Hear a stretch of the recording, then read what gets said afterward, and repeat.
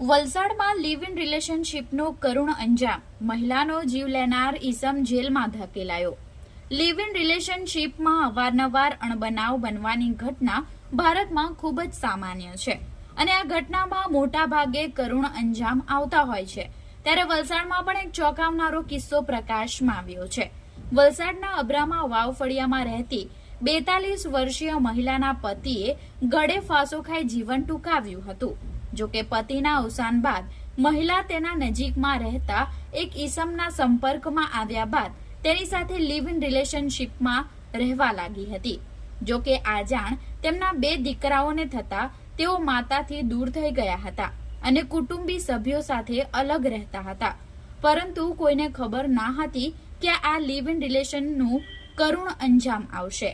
અંતે જન્માષ્ટમીના બીજા દિવસે સમગ્ર વિસ્તારમાં દહીં હાંડી કાર્યક્રમમાં લોકો વ્યસ્ત હતા અને તે જ દરમિયાન મહિલાનું તેના લિવ ઇન પાર્ટનર સાથે જમવાનું બનાવવાની બાબતે બોલાચાલી થઈ હતી અને તે બાદ ઉગ્ર બોલાચાલી બનતા લિવ ઇન પાર્ટનર દ્વારા તેને આડેધર ઢીક્કા મૂકીનો માર મારવામાં આવ્યો હતો, પરંતુ તેમ છતાં તેને સંતોષ ન મળતા તેણે બોથડ પદાર્થ વડે મહિલા પર હુમલો કરતા ઘર નજીકના મુખ્ય માર્ગ પર જ તેણે જીવ ગુમાવ્યો હતો। જો કે આ સમગ્ર બનાવમાં વલસાડ સિટી પોલીસની ટીમે આ મહિલાના લિવ ઇન પાર્ટનર ભાવેશ ઉર્ફે લાલિયો ઉર્ફે ડામોર સોમાભાઈ રાઠોડને ઝડપી પાડી જેલના સળિયા પાછળ ધકેલી વધુમાં વધુ કડક સજા આપવાની તજવીજ હાથ ધરવામાં આવી છે। આ સમગ્ર કેસ બાબતે વલસાડ જિલ્લા ડીવાયએસપી A.K. વર્માએ વધુ વિગત આપી છે।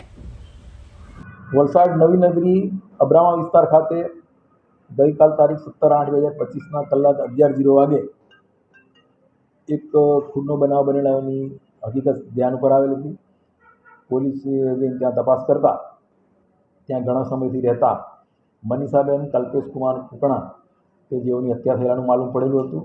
આ મનીષાબેનના પતિ જે હતા કલ્પેશકુમાર એ 2023માં એક્સપાયર થઈ ગયા હતા, જેથી આ મનીષાબેન હાલમાં ભાવેશકુમાર રાઠોડના ઘરે રહેતા હતા।